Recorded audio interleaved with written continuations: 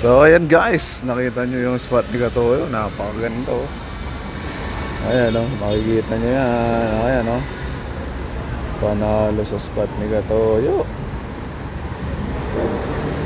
Ayan guys, tingnan nyo kung gaano kaluwag yung spot ni Katoyo. Napakaganda guys. Paikot-ikot pa yung camera. Panalong panalo. Kaso may huli kaya si Katoyo dyan. Sana may huli siya kahit ano lang, konti lang.